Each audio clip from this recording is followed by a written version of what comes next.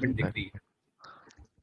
Hello, everyone. We're back. Welcome back to FPL Without Borders. We've got a jam-packed episode again today. Today we'll be discussing Game Week 28 preview, and there's a lot to discuss with changes in fixture schedules, with the FA Cups, a lot of good matchups in Game Week 28, and then lots of flags with a lot of highly owned players. So we'll dive into a lot of that, and then best replacements for your flag players as well. And yeah, that's we'll get into that shortly. And today we have a full packed house as well. Essen and Puneet have joined me. And yeah, so how did you guys? How was Game Week 27? Very briefly, Puneet and Essen in 1 2 lines. It was good I think I if had you a had, small green arrow, maybe like 5k, 10k. Yeah. yeah, same. I think good game week for me. I think I've climbed around 600K in the last 3 to 4 weeks. So 3 green arrows consecutively. So happy. Solid chasing. Same for me, small green. But yeah, let's get into today's agenda. So quickly, I'll walk through like what we'll discuss, and I'll try to timestamp the video so that if you want to jump to a specific part, you feel free to do that. So number one, we'll go through the fixture schedule very briefly. A few things have changed since the last game week, the last FA Cup fixtures. Then we'll dive into game week 28 matchups and teams to target for attack and defense. All the flag players and their replacements. Um, we'll go position by position, so best strikers, best midfielders, and best defenders. And then one of the most interesting discussions today, I think, at least for me, is whether to go for Haaland or not. And if you're going for Haaland, who should you sell? Uh, and yeah, we'll finish off with a couple of Eagles' eye. So all of us have some players to target. If you're looking for some players to punt for a shorter horizon, and yeah, that's basically it. So let's dive into it. Puneet, can you walk us through the fixture schedule updates and things to sort of note? Yeah, absolutely. And before we do that as well, right? I think if you're liking the content here, we've been Arslan, As, and me, everyone has been working really hard. Some really important points, like Arsan mentioned, we have the Haaland discussion. How can you fit him? How can you not? What kind of captain you want if you're chasing or versus if you're wanting to maintain rank. So please hit the like and subscribe button if you're enjoying that.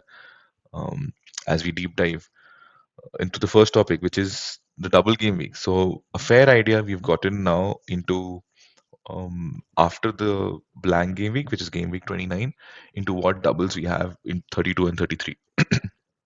So, firstly, the double which we were expecting for Newcastle, that's out of the picture. So, 32 definite double, which is United and Crystal Palace for Newcastle, and 33 has Aston Villa, but they also have Ipswich in 34. So, as a bunch, that's a good fixture list. We'll because Villa have not been too defensively strong. So that's a fixture list to target, which means you have to target Newcastle players. But if you were expecting to play the double, AM chip or triple captain, anything, that is something to consider. The other doubles which sort of have been confirmed or are close to confirmation are for City and Villa in 33. Um, Palace also have a double. So before we move to 33, Palace also have a double in 32, which is for City and Newcastle, and that's a little tougher double, but you could, especially with the likes of Mateta, who you don't know when he comes back, if he comes back, or Eze or Sar or and Munoz, those are the players you can target for 32, and then 33. If they do double again in 33, then you will have to climb on Crystal Palace players because that's like 32, 33, two doubles for Palace. But that's still unlikely or undecided. But the ones that are decided or close to confirmation is City and Villa. City have Everton and Aston Villa, and Villa have Newcastle and Man City. Two options. Like the moment I see this, my head goes towards playing. If you have triple captains left, assistant manager, or any chips left, these are your target fixtures. The other doubles which are predicted are in game week 35 and 36, and 34 and 37 could be likely blank game week. So for free hit chip holders, 34 and 37 is your chip to think about whether you want to blank or you want to play a wild card before that or after that. Uh, so this is the structure. I think it's becoming clearer, although it is still not clear. I think Arslan hit the nail on the head that it's still not clear. I would hold a lot of chips before starting to make decisions on which teams to hold up on. Um, this is my reading of the overall Ben Crellin sheet. Firstly, shout out to him as well, for being so helpful with and creating this chart every single game week.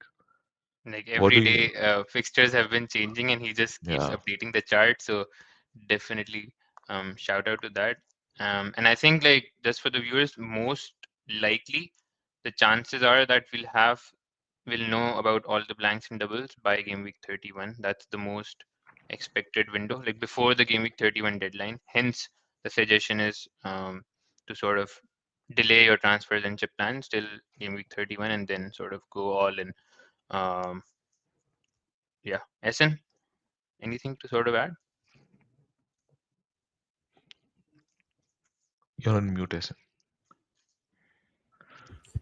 Yeah, I think just what Puneet said, to just be wary of the fact that there is still a bit of clarity to be found regarding the actual fixtures, and maybe a big swing in the percentages that are given in the chart around game week 30 and 31. Right now, also we had FA Cup games, we have Conference League, Europa, Champions League games. I think next week also there are matches. So not just chip strategies, but transfers are also very key.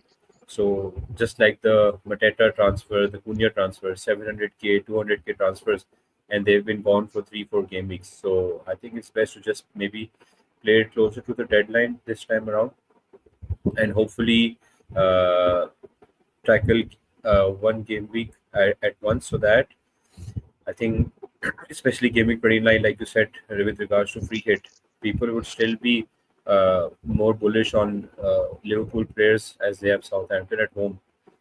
They would likely have to transfer out Newcastle assets, Isak with his injury, which we'll get to later.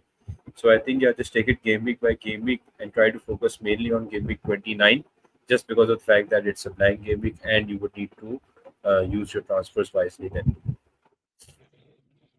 Fair, fair. Yeah, I think like that's basically it. Let's not spend more time on it because, like, bottom line, delay your transfers, plan for 29 for now. From 31 onwards, plan for your other chips. Uh, Correct. moving ahead to game week 28 and like on a very shorter horizon. Yeah, so this is primarily to help you understand, like Arslan and Essen have been mentioning, right? To try to hold your chips for now. Understand that you have a longer, like you, there is like 7, 8 game weeks where you can target even now. There are blank game weeks, there are double game weeks, at least two or three doubles that are most likely to happen in the next 10 game weeks. So hold on. So what can you do? Like the best thing this time is that you can hold on to your transfers. So hence, to give you a picture of the next 3 game weeks are these three sort of uh, games that are happening, or the games that are happening over the next 3 games. Like 29 is a good fixture for, I would say, Wolves, City, even Nottingham Forest. So if you are, or if you don't have players that you don't own of these 3 teams, target them. The reason being, Forest. So the 3 teams I mentioned, right? Forest, who have Ipswich, Arsenal have um, Chelsea, and then Leicester have United, and City have Brighton. So 3 teams are City, Arsenal, and Nottingham Forest. The reason being, one, for these three are going to challenge for Arsenal for title, and City and Forest most likely for top 4 spots. So now they have a lot to play. Although City are still in the Champions League, there is a tough chance that they are playing Madrid. So if they don't qualify, it becomes even more of uh, a sort of idea to get them in, or get their players in. So number one, these three should be someone who you should target.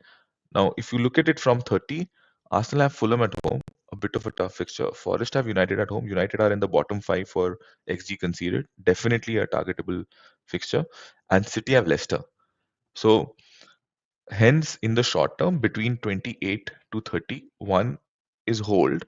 If you don't hold, then you target these three teams. So that's how the summary of adding these three fixtures was. And then from 30 onwards, you can plan to move your players or do your chips. Makes sense. Yeah, I think the teams to target pretty much are what you just mentioned. City being sort of on top as they're out of Like, all other competitions apart from the FA Cup. Um, okay, cool. Uh, Moving ahead to Gameweek 28 projected goals and CS odds. SN. Anything to sort of point out here? I think, Arsalan, I'll just take your message out from our WhatsApp chat and inform everyone here that as soon as you saw this, you said goals galore. So, rightly so. I think there are a few tasty fixtures, such as the Liverpool and Southampton game, both clean sheet wise and attacking wise. Similarly, Chelsea also has a 2.9 expected goal percentage and high clean sheet odds as well. And similarly, Puneet, sorry to say, but Arsenal have a 42% chance of a clean sheet against United. So no, man, and it's completely right. so yeah, I think the if free hit 29 wasn't an issue, I think people would have been more bullish, including me, on attacking gaming 28 and 29 altogether in terms of the fixtures, because you would say that Liverpool have the form, they have the fixtures, they have the players, and you would be tempted to get have triple up on Liverpool for the Southampton game, but they are immediately planking in game week 29. So if you have the players, they are an easy hold, but I would not suggest to buy just for a one game week. That is if you're not free hitting in 29. If you are free hitting in 29, then I think a triple Liverpool, maybe a double up or a triple up on Chelsea if you're chasing rank. Similarly, Tottenham Bournemouth is expected to be an open game. Arsenal United also an open game. So yeah, I think there's plenty to consider, and I think barring Leicester, Ipswich, and Southampton and United, I think all teams are expected to score at least one goal.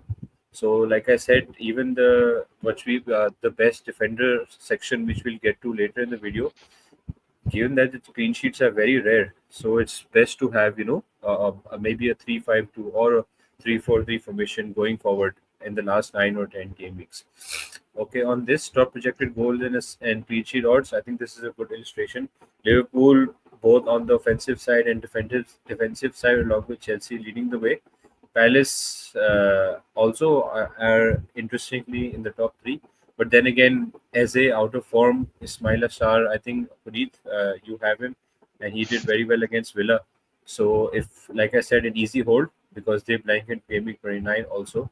So I think pretty much the teams that are expected to have the higher number of goals and clean sheet odds, most of the teams would have these players.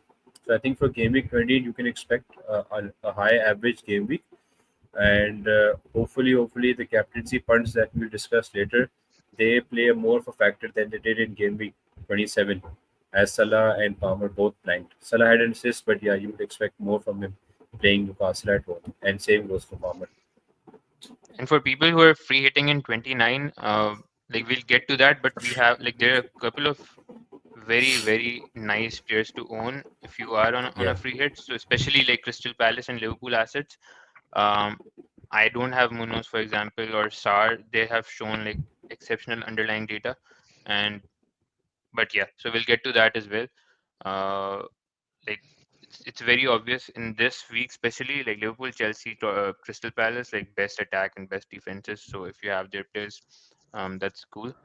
Yeah. And like defensively, Arsenal obviously has been a solid defense, but people moved away from Gabriel.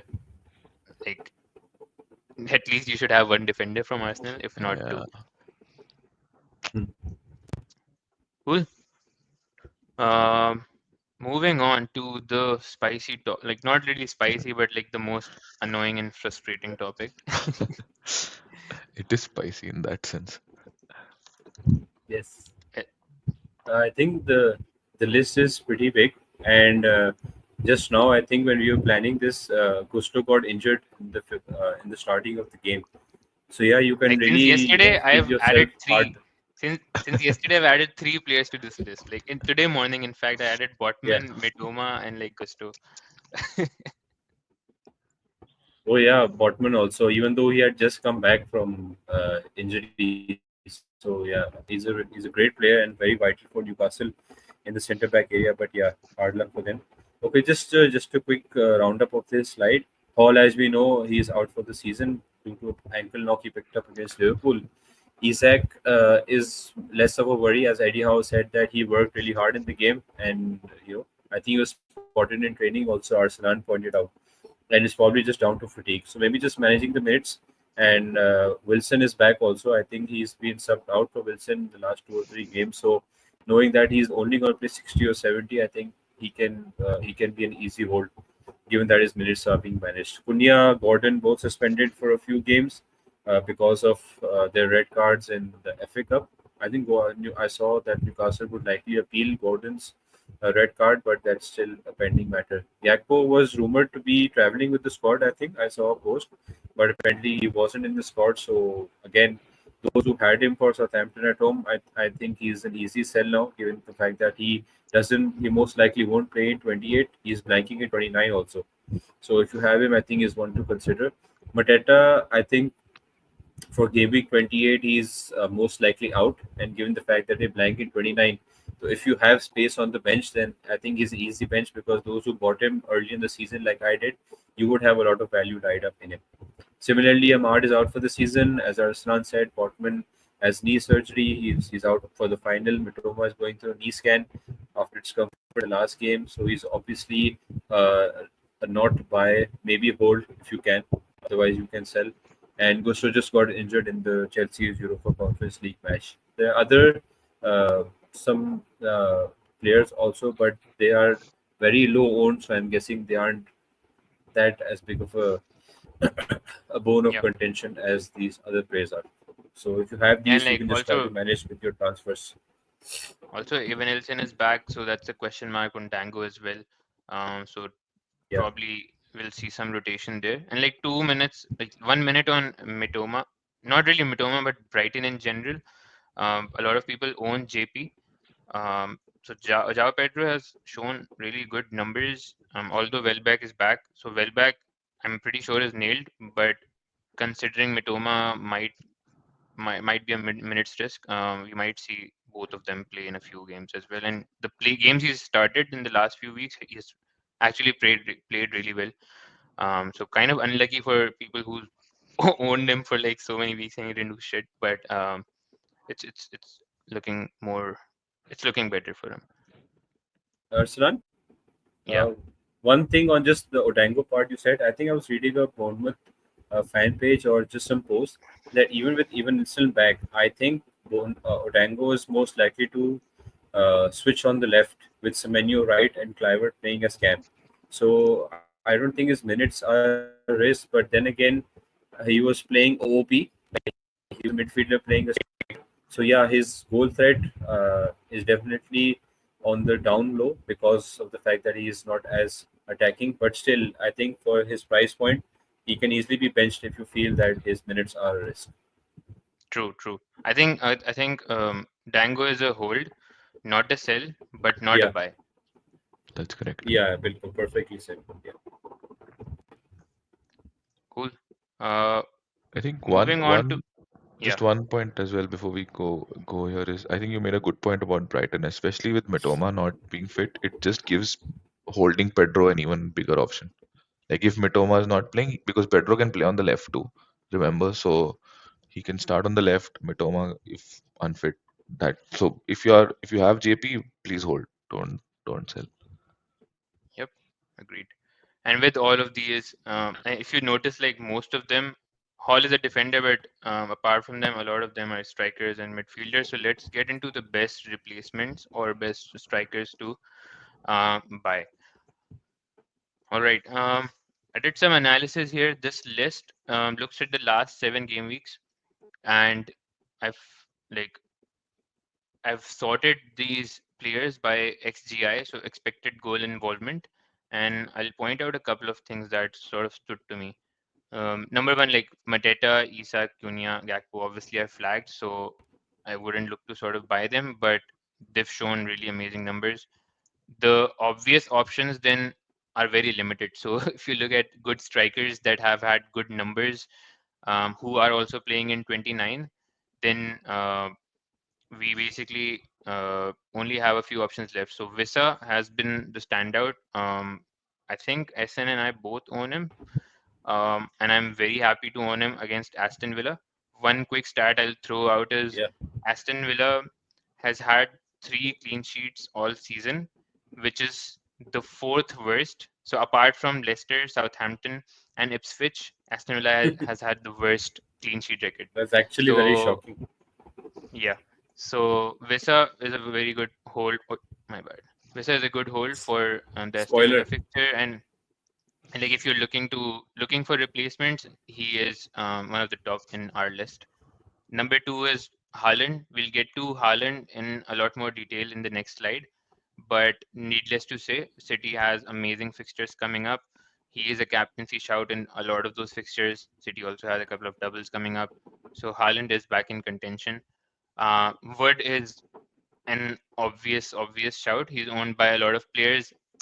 I still don't own him, and I I I don't will own also. him before I will own Same, him same. before 29. That's my pledge to you all. Um, so Visa, Haaland, and Wood have shown amazing numbers, and then Watkins is down the list, but still decent numbers. He doesn't play 29, so I wouldn't look there. And then Beto and JP are again decent shouts, especially if you're looking to upgrade to Haaland. Beto is an insane value at 5 million. They have a mixed bag of fixtures, so but it's not a bad shout, especially as the third striker, if as your Yeah. what like eighth or seventh Eighth attacker. attacker. Yeah. Yeah. So a couple of more things to point out. So Visa has what do you say? Visa has an expected points of 43 and he's scored 31 points, which means he's been underperforming his Yeah. He expected had points. So 3 goals ruled offside. So had he yep, scored them, he would have been exactly at 43 points. exactly. So underperformance over a longer period of game weeks, this should come back to expected points. So I do expect Visa to sort of score like come to get more points. And then Haaland and Word and Beto, all of them have been massively sort of overperforming their XG. Wood is Haaland is on expected points, but Wood and Beto especially, they've been overperforming. So that's something to note. Uh, Wood, I'm only getting because his ownership is really high, and a lot of people will be captaining him in game week 29, considering there's no Isak and Cunha anymore. And Wood against Ipswich is a very good captaincy contender as well. I wouldn't be shocked if his effective ownership is more than 100%, and hence, I think everybody should have him for 29 if you can. Yeah, I think this should be like your priority transfer. So yeah, if I want to rank my top picks, it would be Wood, Visa, and then Haaland / Isak, and then Beto. Uh, how do you see this guy? What's your analysis? What do you guys think you should be looking at? Aisen, you want to go first? I think Arslan. Yeah, Arslan. Even though I think I know you're talking to the audience, but I felt like you were telling me to just get word ASAP. So I'll. I think yeah. I think I'll free up some funds also if I were to take out Mateta for Wood. And like you said, he's a potential captaincy shout in Gaming 29 also, given the fact that there aren't any other clear standout options apart from maybe United playing Leicester. So if I have Bruno, so I can. But I think yeah, Haaland would be difficult, but we'll discuss why in the later slide. But Visa to Word, even Gakpo to Word, or if you're actually looking to get Haaland and you have like 4 or 5 transfers, then you can probably uh, rule out one of the flag strikers to Beto and then upgrade the other one to Haaland if you can. And I remember just a few game weeks ago, all strikers were on point. Like yeah, like I didn't have Wood, but I had Visa performing, Mateta performing, Isak performing. So I was not. But right now, given the fact that there are 4 to 5 injury suspensions, we're all of a sudden scrambling for like the perfect striker replacements. So I think it's just down to the fact that whatever you choose and you hope that that striker performs instantly. I think that will really help you get some good rank gains. And like you said, these Haaland is probably on his expected points, but Wood's numbers, Beto's numbers, I think Beto from that blank game week, double game week 24. Since then, he's been almost scoring or assisting every week. So those are very decent numbers. But I think again, I would agree with your ranking of maybe Visa, Haaland slash Mamouche also, if Haaland's funds are an issue, and Wood. Watkins, I would not go there just because of his price point, and you would probably need to do a side move from Isak to Watkins, which all people already did for their double, and the fact that he blanks in game week 29. So yeah, I would look at the cheaper options to hopefully maybe get Haaland later on. I think very good points. And I completely agree with SN and Arslan. You both. I think Wood is the first priority. Also the reason is the next four fixtures or five fixtures after this for Wood are, and I was just checking our slide before, was like they play um, Ipswich in 29, and then they have Villa, United. Uh, yes, United first in 30, and then Villa in 31. All three teams are in the bottom five of XG conceded, and then they have Everton in 32, and then if they don't get a double, they have like Tottenham. So that means, and and the motivation to play come in top four is very high, right? So hence should be a no-brainer. In fact, I know we'll go to and maybe we'll talk about midfielders later, but there are other players as well in Forest, which if you ever think about doubling up, there are which you can target like a Elanga, which is only five. He's only 5 point something, right? So he's also available, and Visa as well. Like especially if you don't own Mbumo, like there are teams which don't own Mbumo, so just bank on Visa. For City, Arslan, you're the best bet here, but I feel if you are not able to hold Haaland, I would just go Mamouche for sure. With especially with the minutes he's getting in the last game, like he has played quite a few minutes, and assuming City don't qualify from the Madrid round, then I think Mamouche. Like to me, he's much better a 7 million player than Visa as well. Like I just my own thinking because I feel he City will outscore Brentford uh, uh, in the next 10 to 12 game weeks that are left or 10 game weeks that are left. Let's talk about Marmoush. A lot of people are jumping on him. Uh, I am not too bullish from an FPL point of view based on his minutes, in my opinion, because It's a we good point. haven't seen KDB, Foden, and Marmoush sort of play together. KDB, okay, let's say KDB is down the pecking order. Like even Savinho is playing really well. Doku is also playing really well. And Foden, I think Pep would somehow play Foden. Like I'm very confident on that. Marmoush didn't play Tottenham too good, but he's an explosive player. So I am not too sure about his X minutes. If you're looking to get a City asset on a longer horizon, I am not too bullish on Marmoush, to be honest. If you want to punt on him till your next wild card, if you want a wild card in 30 or 31, then you can do Marmoush as a Haaland replacement. But Marmoush and Haaland, I like it's one of those comparisons like Salah or Gakpo. Like, would you swap Salah for Gakpo? You wouldn't. I think it's a similar discussion for me. Like Haaland versus Marmoush, I would like if you want to go City all in, then try to get Haaland. Marmoush is not a Haaland replacement, and that is one reason Makes why sense. even in these numbers, if you look, he was somewhere in the 17th or 18th rank when you compare all the strikers by the XG. And I'm only looking at the time horizon where he has since he started playing, right? So he scored 3 goals against Crystal Palace, but apart from that, he hasn't done much. He might score 2, 3 more. He's one of those like he has a hat trick in him, but I'm worried about his minutes from an FPL point of view. It's a great insight. Great insight on this. On the bottom right, we have predicted points for game week 28 specifically. Um, certain like not surprising, but Haaland as predicted to get. Sorry, this is not. This is till game week 31. So till the wild card window we're looking at, since 20 from 28 till 31, Haaland is top. Then Isak, Visa. We've already discussed all of them. And Isak, I think the algorithm is assuming he's fit, and I also think he's fit. Maybe he'll miss one game, but yeah. So these four definitely the best picks, no question.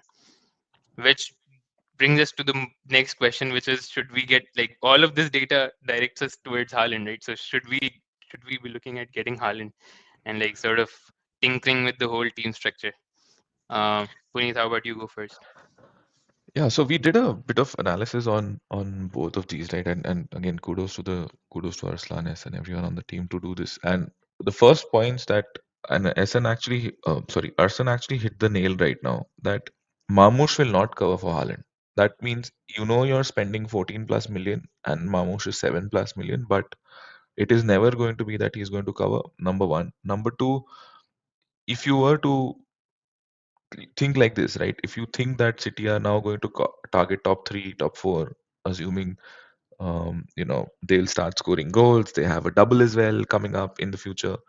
You would want the best player in the squad who has delivered. He is a proven asset. You don't want to overthink this. Like, don't think about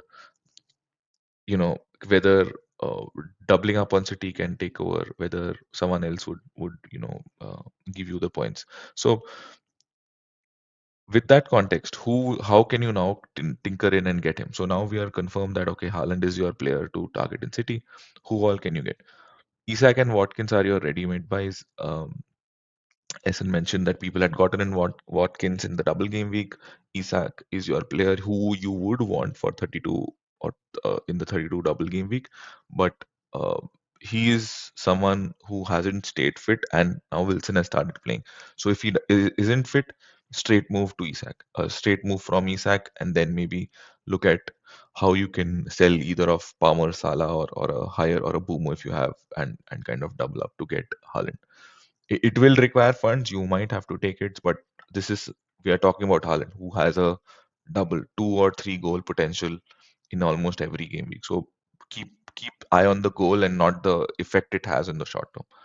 Number two, he doesn't blank in game week 29, right? So he's a banker. If you buy him, even for Forest, I don't think it's going to be a nil-nil. It is going to be a tough fixture, but it is going to be a goal scoring fixture for City and for Forest as well. So if you buy him now or if you buy him in 29, in both cases you will have to do two transfers because he's not going to be a like for like. I doubt anyone has that kind of budget to get him in singular. And we've discussed the fixtures. It's there for the taking. Even in the short term, they are number one for fixtures. City have like 29 uh, a playing game, and then again 30 they have a playing game, and then 31, 32 onwards they start having a really good fixture turn as well. For On the fixtures, very quickly, like they have Leicester in 30. Uh, oh, yes, just to point it out, like it is Leicester in 30 at home. so that's like a yeah, that's he could just get a hat trick that game. So that will just all your hits, right? People plan, I mean, you have to plan like that. That if you have taken hits in, you will, if not taken hits, wonderful. But people who are risking that, oh, I'll have to take a -4, -8 for him. He could just return that in game week 30. So be rest assured that if you're taking a hit for him in 29, so that you can play full 11 in 29 and then go to 30 with Haaland as your captain in 30, because anyway you're not going to captain a Salah or a Palmer that game week. He's pretty likely to return that back in 30 itself. And the next point is what we've been discussing. I don't think anyone else covers. So like a Foden or a De Bruyne or a Doku or a Savinho will not cover for, or like a even going double midfield, right? Say for example, people might write Foden, Doku, Foden, Savinho, or KDB, someone like that. Won't cover for him because he has started showing potential. In fact, we were just reading about this earlier, and we did a short last 10 game weeks and uh, the entire season XG for Haaland. He's very close to Salah. In fact, his XGA or XG is higher than Salah over the season. But even in the last 10 game weeks, he's not too far from Salah. Salah has overperformed his his XG. It's just that because of the season City are having, it's just that he's not been able to perform at his potential with what he typically does. The other option, yeah, Arslan, you were saying something. No, like fair points. And just to add one more point, all our attackers are fit now. Like we have Savio fit, Grealish fit, Doku fit. We even have Oscar Bog back in training. We Yeah, might see him a rare appearance. And then we also have a couple of new signings. Echeverry, who is I think Argentinian 19 years winger, he's also in training now. So midfield options we have like unlimited. Like if you talk about minutes only, uh, Haaland is the only nailed asset in my opinion from an attacking point of view. yeah, makes sense. And the one point apart from selling your midfielders, who you will have to, there's also an option of selling Trent. Like if you're not going to keep Salah as, if say for example, if you think that Salah is someone who you can uh, remove, Trent is even more removable, right? Because Trent is not returning as frequently as Salah. Maybe they have um, some sort of fixtures that will turn, and they don't have a double anymore. So, and he's, to me, he's more dispensable than Salah this season, 100%.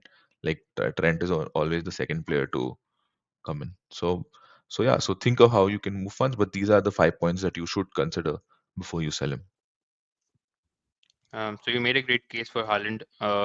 Essen, if you were to get Haaland, two questions: would you get him in 29 for Brighton? Sorry, 28 for Brighton, 29 for Brighton, or can we also wait till 30 for the Leicester? That's one. And number two, which is I think more important, is who do you sell for Haaland, right? You have Isak, Watkins, Salah, Palmer, Trent. I think these are your cash cows that most people own. So how do you make money for Haaland? Yeah, I think I was just tinkering with my team, and given the team I have, if I just make one or two transfers, I'll have a full playing 11. If I don't get Haaland in, if I get Haaland in, that I would have another option on the bench. So I think I'm not going to get him in 29. I might just get him for the Leicester game, like when we talked about. And to be honest, my only easy route would be selling maybe Van Dyke and Bruno to like lower price mids and defender, and upgrading Isak. But at the same time, Newcastle would have a double in game week 32, right? So I would just be getting Haaland for like 2 game weeks and then back to Isak. So I would be losing the value tied up in Isak just for Haaland. But he is explosive. He can easily get a hat trick. And I think by that time, Haaland would not be massively owned. He would still be a differential. But he So I also think, doubles in 33. yeah, Haaland. he does. Yeah, He he can. does. Yeah, So I think it's just wait and see for me because honestly, at the start when I was taking him out on my wild card on game week 28, I think Aslan, me and you did the same. It was very weird to see our team without Haaland. We had gotten so used to him being perma captain, and then even, but I think he stopped scoring after like 5 or 6 game weeks. And every game week up until the game week I took him out, I would just be like, "Oh, he'll return in this game week. Oh, amazing fixture, he'll return here." But we still kept him. So I think getting him back should be a no-brainer, given all the points Puneet said that he is likely to be the focal point of the team. But I would not be rushing into getting him back in. I think game week 28 and 29 should be a good litmus test to see if he actually like deserves his price tag. Like if maybe he was like 11, 12 million, then even him blanking would not hurt so much. But he was, I think, 15 million plus when he started to blank early in the season. And honestly, it was just becoming too much to bear seeing your premium asset, and even in good games, not in tough games, in good games, just blanking and screwing up chances that he would easily put away on any other day. So I think for me it's a hold for now, and I'll assess in gaming 30, given how many transfers I have and like the budget. The budget obviously with Haaland is always your budget because you have to change almost the entire shape of your team just to get him in. Yeah. So and it's just like reverse. When you sell him, you have so much money. You're like, I can upgrade every position. But getting him in, you would also have to sacrifice your cash cows. So I But think it's a good move. But for me, I think I'll wait till game week 30. for the audience, like generally speaking, not specific to your team, for people who, like, let's say people looking to buy him in 29 or even 30, who do you think they should sell to make money for him? Like, obviously you have very limited cash cows to make money for him. So yeah, like generally for the audience who not for your team specific.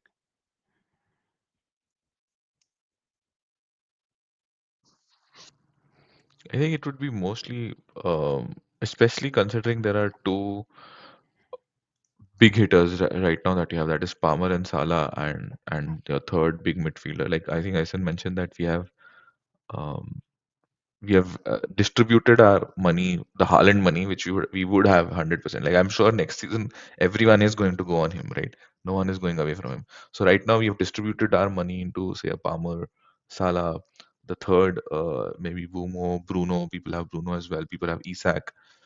Most likely for me, it is between Palmer and Salah. I don't think I'm going to sell Isak for personally. Again, team dependent, but because Newcastle have doubles or have doubles coming up, so you should keep Isak even though they don't play in 29. Because right now, as of today, especially, maybe tomorrow something changes with fixtures.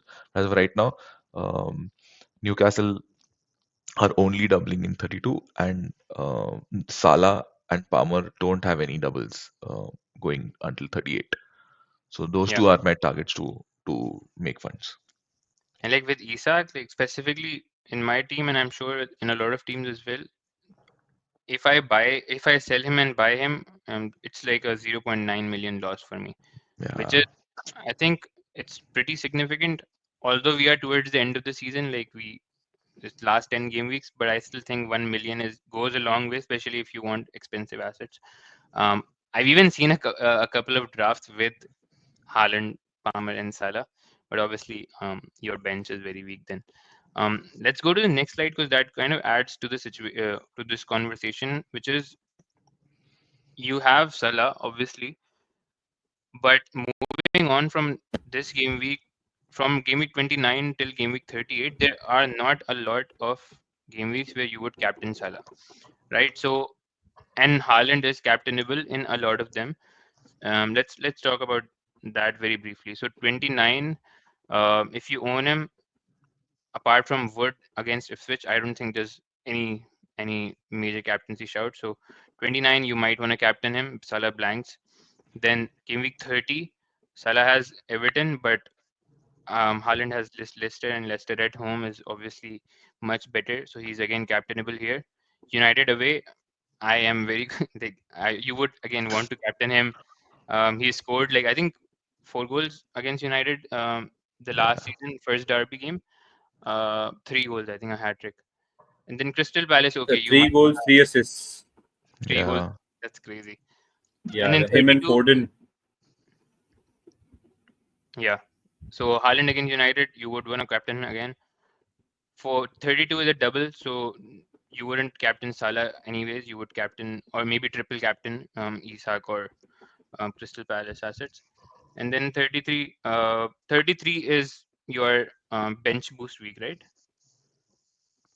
Yeah, if you 33 is, if you yeah. take a wild Yeah. card, yeah.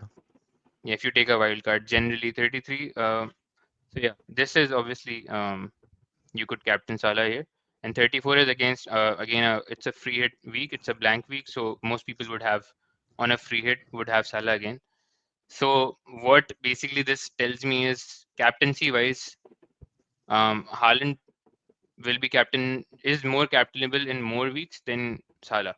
So if you're trying to own Salah and Haaland both, and you are looking to captain Haaland in more weeks, then I don't think it's worth it to invest that much money in Salah. That's my POV. Who to sell him for?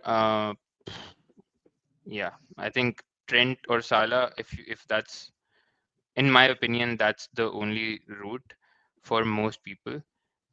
And obviously, that comes with a huge, huge warning that again you're going against Salah, and it could happen, like whatever happened in the first leg of the season as well. Haaland owners didn't have Salah, and like it was how bad it was. So Uh, bottom I line, think in my yeah, yeah, go for it. I think this is the point of the season, like, the 28, 29, 30. You'll be having your chip strategies, you'll be having your non-typical single game weeks.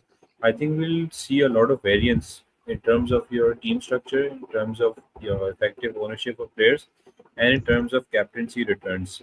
And I think the seasoned managers, uh, they will likely, maybe outscore or outthink those managers who or maybe playing the first or second season, have maybe some knee-jerk reactions, will try to get each player with the favorable captaincy pick rather than sticking to players that are fixture proof.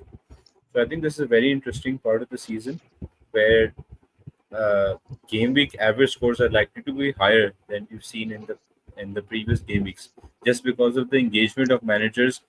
Out of, I think we have 11 million players, but how many are active and how many, because Asan, the league which you and I play, I think the our surrounding leaders all have at least 3 to 4 or maybe even 5 chips. Like I only have 2 or 3 left. I think I have my wild card and bench boost left, and free hit left only. Like I've used all my chips. So I think it's a very interesting part of the season, and hopefully when we start like putting up more content like this, I think we can try to navigate it in an optimal way, and hopefully help others to do so also. Yep, I think this is a change, like that point of the season, like it could change your season. Honestly, like people in the millions, I was telling Puneet like big rank gains are very very possible because like you have 4 consecutive weeks where you could play chips if you have them, and True. it's like that's crazy. And even like I forgot to mention in 33 where Leicester Salah has Leicester away, but 33 is a double, right? So you would want to captain a doubler instead of Salah. So yeah, my sort of bottom line is if you want to get Haaland, I think Salah or Trent. Ideal case, I would want to keep all three of them and somehow sell Trent and get money for him, which is very difficult. But yeah, um, that's the sort of my opinion, and I think we've spent a lot of time on it.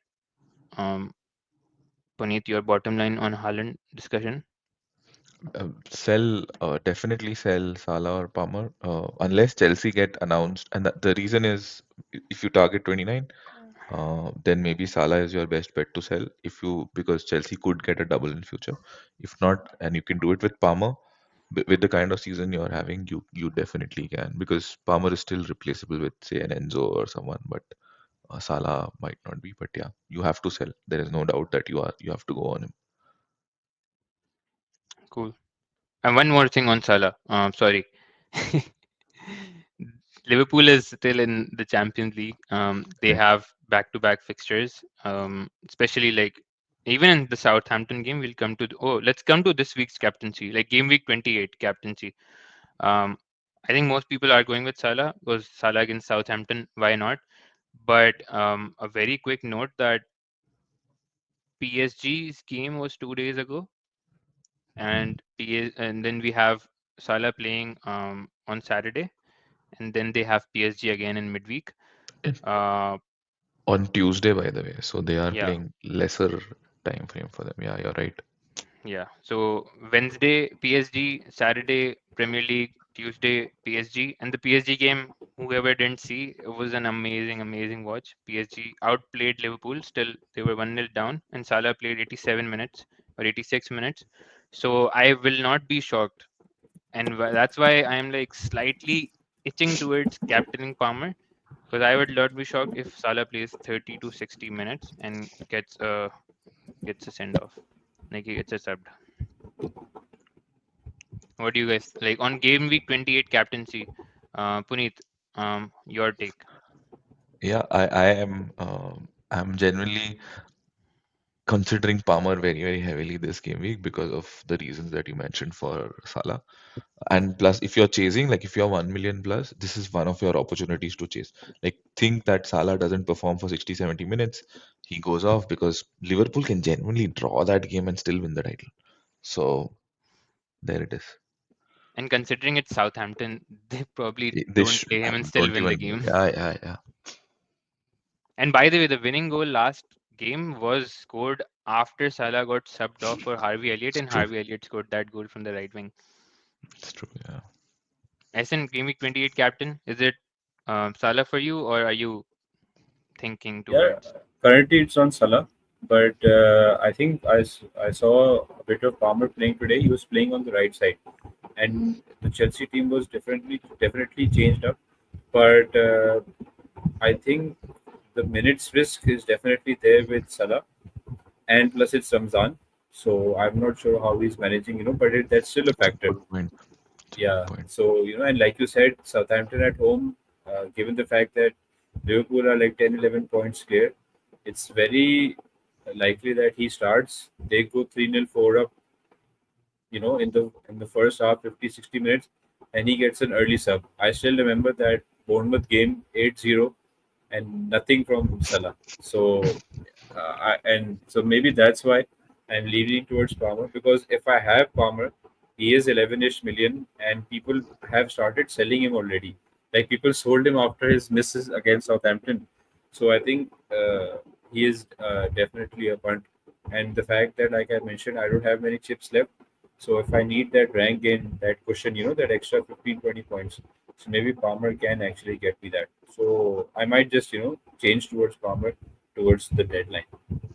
So all three of us are currently at Salah, but are edging towards Palmer. That's good to know. And very Yeah. good point you raised, Asin. Like even this, why Salah's ceiling is low in this game is if they are 2-0 up, he would rest Salah. Like it may just make sense for him to Yeah, get a resting, right? that's true. It's not like if they score 6-0, Salah has 4 goals. No. Yeah, Uh, because league is not their concern right now. They Correct. know, okay, they have it pretty much in the bag. And so, yeah, it's pretty, you never know, Slot might actually be targeting the double of the league and the Champions League. So, and PSG should have won that game very, very convincingly on any other day. So it'll be at Anfield. He would want Salah rested. So yeah, an early sub is very likely. cool. Let's move on. I have this one quick graphic for the audience and for you guys as well. Can you guess which player the yellow is and which player the green box is? Essen, what's your guess? I think the yellow player would definitely be Salah. I think that he's been overperforming. Yeah, the yellow is Salah. Salah has overperformed his expected Like, points by 31, yeah, that's and crazy. and then That's this is actually, yeah, and then why does he overperform? Because he's an elite finisher. He is in the form of his yeah, life. True. This is the best season he's yes, had. He might break all FPL correct, all all-time records record, ever, right? yes, So makes sense, right?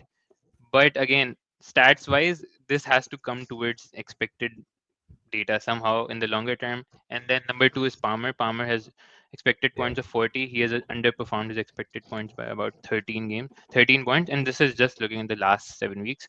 So just one data point for you guys. Let's quickly we are let's quickly move towards the midfielders. Midfielders, Gordon is out, and then also you're looking to make money for Palmer. Oh, sorry, make money for if you're looking to make money for Haaland or buy some midfielders. I'll quickly present a few things. So again, sorting this data downwards by expected goal involvement, Salah Palmer comes on top, no questions there. A couple of things to note here is again, Salah is overperforming his XG, XP, Palmer underperforming, and Clivert and Dango, Mitoma, all of them have been sort of overperforming their data as well. Clivert has overperformed his data a lot by a good 30 points, like 28 points, which is sort of crazy. So, and from looking at the data, a few notable misses for me were Luis Diaz, Foden, Semenyo, and Odegaard. They're nowhere to be found in the top 10, 15. Uh, and like all of them have under 3 XGI in the last 7 weeks, which is not great. So for me, without spending too much time on this section, top picks are, I would say, obviously hold Palmer, in my opinion. Even if you want Haaland. and Bumo is number 2 because because of the reasons we mentioned. Like he has good fixtures, especially this one with Aston Villa with a really bad defense. Bumo is an obvious shout, and then Semenyo slash Clivert. I wouldn't look to buy Dango because of Evan Nilsson being back and risk with his minutes, and I wouldn't even sell him as well because I'll try to play him on 29 and just hope that he plays good 70, 80, 90 minutes.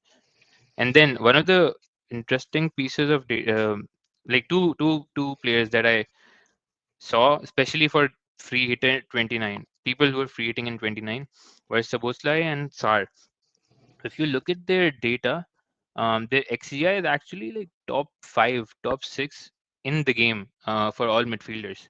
And it's more than Clivert, Mitoma, Bruno, Dango, all of them. So Sabozla, I think, has definitely his underlying data has improved, and same goes for Sar. And Puneet, you own Sar, you reaped the rewards last week. So two players for free hit 29ers. Anything that is sort of missing, you guys want to add which player I missed out or we should look towards? Just one quick question to you then. If you want to target one City midfielder, would that be Foden?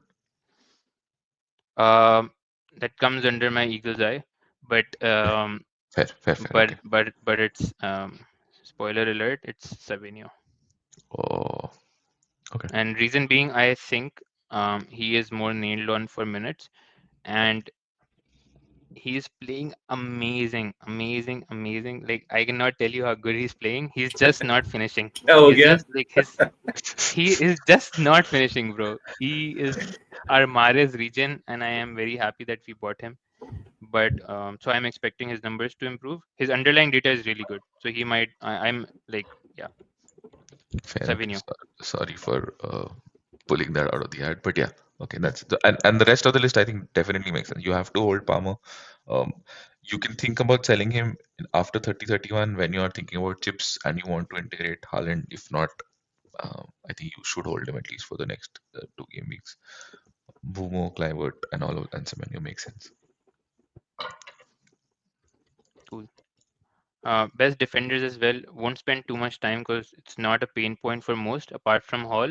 So if you're looking for Hall replacements, in my opinion, Arsenal defense is obviously P1, and I would go on to even say that you could also double up on Arsenal defense because of how solid they've been and their fixtures defensively are pretty decent. From an attacking point of view, though, like clean sheets, as we all know, have been pretty rare. So a couple of players that sort of come up from an XGI point of view. As a defender, apart from Trent obviously is top of the list. Cucurella has shown really good attacking numbers, and same goes for Guardiola and Munoz. I would I would have owned Guardiola and at least like Munoz if he didn't blank. He is an obvious pick. My top picks are Arsenal defense, Guardiola, and then Aid Nouri. Aid Nouri, obviously, if you have budget constraint and you can't afford Guardiola, go for Aid Nouri. He's a no-brainer, in my opinion. Who are your top picks for hall replacements? Especially like, yeah, as in you go first. Hall replacements. Yeah, I think if you stick to the price point, then Munoz, 8 Nuri, maybe one of Forest defenders like Milenkovic, he's I think 4.8. And if you were to go to Bournemouth, then Kerkez or Hoysel, like judging by the price points only. But yeah, if you go towards the premium side, people would already have Gabriel. You can maybe get Timber or Calafiori. I think they've been pretty good there. And Calafiori, I think, also scored in the 7-1 win for Arsenal. And like you said, Guardiola, because these are the kind of players that, for example, if the clean sheet is still gone in the match, they can still get to like an attacking return. Because you can't just be like, those like a very old-fashioned typical centre back that you would just expect a clean sheet, a typical six-pointer. You would have to like think differently and go for players that can return on both ends of the pitch. So yeah, I think the order is pretty much what I agree with you on. Munoz would have been brilliant. His data is practically playing as a right winger because Palace are playing so attacking football under Glasner. But then again, uh, I would go for Guardiola, 8 Nuri, and if you're free hitting, then Munoz. Same for me. I think with budget Munoz, I would prefer Guardiola if you have the budget. To me, he's the you can see on the stats as well, number three. So Guardiola, if you have the budget, target him. They will have doubles. City will perform better in the next 10 game weeks. So Guardiola, and if not, Munoz if you don't have him, um, and then Noni. So for me, it's Guardiola, Munoz, and then Noni. Yep. And obviously Munoz blank, so obviously keep that into consideration. FPL Eagles Eye. So Eagles Eye is basically like players on our watch list which we think would perform really good, but are maybe going under the radar a little. For me, I'll go first, like, in my opinion, and I will in Gameweek 29 when I look to get a City asset. Savinho is second in my list after Haaland. If I don't go for Haaland, I'll go for him, and I might go for both as well. Like you never know. Number two is Palmer, captain for me this week. If I gain enough, if I'm brave enough, I'll probably do it. We'll see. I haven't decided yet. So, and then number three is Cucurella. Like Chelsea don't blank in 29. Cucurella attackingly has been doing pretty decent, and so I think he is a decent buy. Colville gave a 14 pointer. Clean sheet wise, I don't know. I don't think Chelsea will keep a lot of clean sheets, so I'm not sure if you should go there. But Cucurella for me. So yeah, you guys go, Puneet. I am targeting Nketiah. I think with if Mateta is out long term, again that's a asterisk on him. But if he's out long term, the injury was horrific. So if he's out long term, Nketiah is your player. Considering as a Saar will try to support him now, and they are playing well. So Palace are also in European contention. So one player, and then I do predict for 28. Palmer can outscore Salah. We've mentioned the points earlier in the pod, so have a listen. So I do feel that he's another player to target. Hassan? Yeah, I think we discussed 8 Nuri. He's just like Munoz, plays as a fullback and very attacking. So he's one to keep an eye out. Strand Larson is another one, given the fact that Cunha is out for 3 to 4 game weeks. Bulls fixtures are decent. Like if you are targeting 8 Nuri to get as a call replacement, then I think Strand Larson can be a good like Mateta or Cunha replacement. I think he's back fit just in time for the favorable fixture run. And thirdly, we discussed Wood a lot earlier, but given the fact that I have not owned him just because my other three strikers have been doing very well. So I think if I don't go for like a Strand Arsenal or I already have Visa, I might just end up getting Wood. Cool.